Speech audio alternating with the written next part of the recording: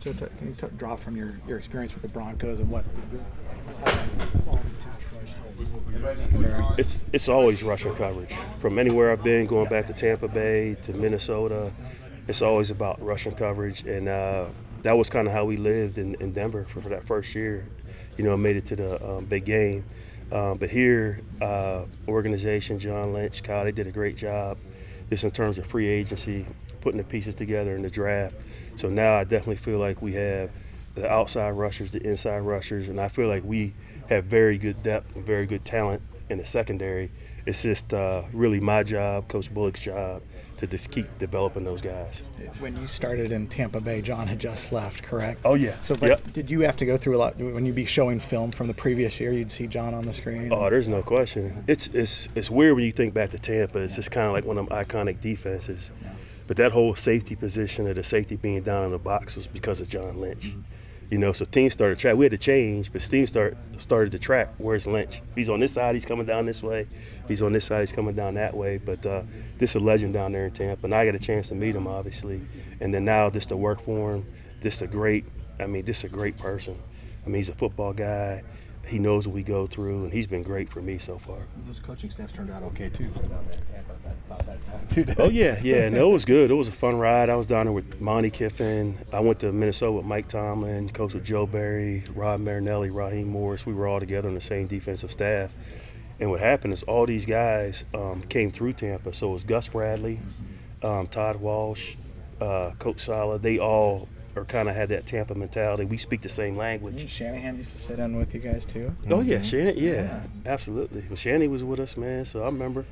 He was still a football geek, and you could tell that he was definitely – it was all about him gaining experience as a position coach and coordinator, but you knew at some point in time he was going to be a head coach.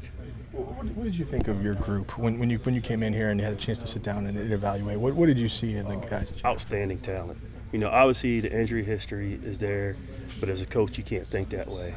But all those guys I was saying earlier, those are guys, when I evaluated guys at different teams, like I remember Tart coming out and I thought he was talented. I was like, man, I wish we could draft that guy.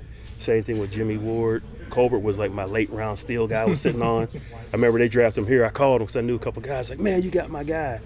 But all those guys, obviously Coach and Sherman, I was familiar with Spoon because I was in Denver. Oh, yeah. But just the guys that I really wanted to coach, I was interested in, they're all here in the room. So it's on me as a coach, man, to get these guys ready, and I'm up to the challenge. What was as your defensive coordinator, what was the best part about that role, and what's the worst part? Well, the worst part is that, obviously you wanted to do better. You don't want to ever get, fired from a job. But I understand it just from being there in Denver. It's all about wins in this league. And what have you done for me lately? And I wasn't able to get that done as a coordinator, and I got to look at that as something to learn from. So that was a tough part, but the fun part is when you coach a group of guys and you get them together, you motivate them, they go out there on game day and they perform and execute the defense the way you want to see it. And that was really fun to watch. What's your impressions of Sala, how he treats everybody? Sala's a great guy, very knowledgeable, and I knew about him because, again, we were all kind of came from the same family, so I knew about Sala in the past, and it was just really a great opportunity just to work with him and learn this defensive scheme. And so far it's been great. He's very knowledgeable at all three levels of this defense. The chip on the shoulder is a cliche, but it's a real thing, and I imagine a lot of guys in your room carry that, given the ups and downs, whether it's injuries or up and down play. And Robert Sala last year, in reference to Colbert and Witherspoon, mentioned the I got it syndrome that young players sometimes get when they have some success and they think, oh, I'm good, I got it.